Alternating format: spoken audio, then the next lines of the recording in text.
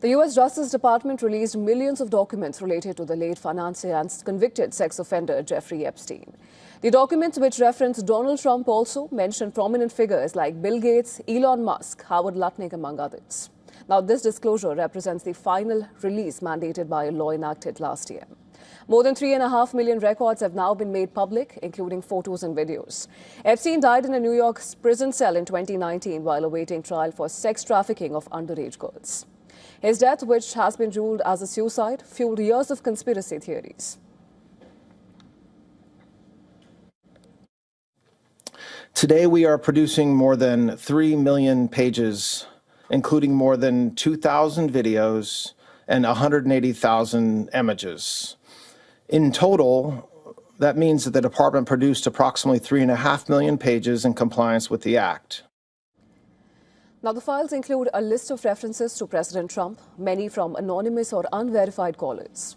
According to the Department of Justice, investigators followed up on some leads while others were deemed not credible. It calls some claims untrue and sensational. Trump has since denied any wrongdoing. And when asked about Trump's influence, Todd Blanche stressed that the White House had no role in deciding what to redact. My team has certain communications with the White House. Let me just be clear, they had nothing to do with this review. They had no oversight over this review. They did not tell this department how to do our review, what to look for, what to redact. Well, among the documents released was a draft email which quotes Epstein, alleging extramarital affairs by Microsoft co-founder Bill Gates. The Gates Foundation has since denied these claims. Emails released showed friendly exchanges between British billionaire Richard Branson and Epstein, including a 2013 message joking about Epstein's entourage. The file contains numerous mail exchanges between Epstein and Tesla CEO Elon Musk. Correspondent discusses travel to Epstein's island and social plans involving Musk and his then-wife. Documents show Prince Andrew invited Epstein to Buckingham Palace in 2010 and even arranged a private dinner during Epstein's London visit. Emails released show Howard Lutnick, now Commerce Secretary, and Epstein discussed meeting on Epstein's Caribbean island in December 2012. Several emails also suggested that Epstein introduced film producer and New York Giants co-owner Steve Tisch to multiple women, while none of the people named in these excerpts have been accused of wrongdoing in the released documents. They highlight the scale of Epstein's influence. Senate Minority Leader Chuck Schumer, a Democrat from New York, raised questions about the release of the final cache of files in the Epstein case. Third, the DOJ numbers keep changing. They say they collected 6 million pages, but they're only releasing 3. What happened to the other 3 million? What's in them? And finally, has every document that mentions the word Trump been released? Yes or no?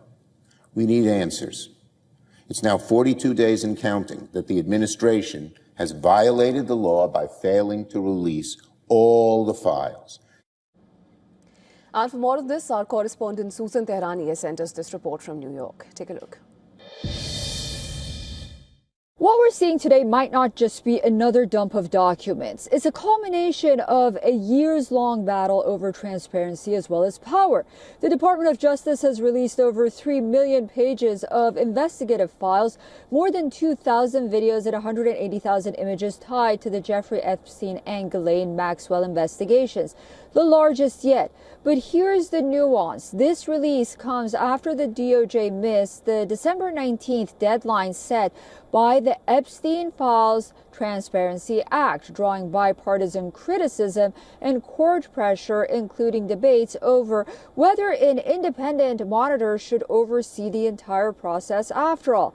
Deputy Attorney General Todd Blanche insists that no materials are being withheld to protect powerful figures, and that redactions were necessary to protect victims and ongoing legal concerns. So the question now is, has the government truly delivered the full transparency the public demanded, or is this another partial answer to a much deeper and still unresolved story? Susan Tehrani reporting from New York for WION World is One.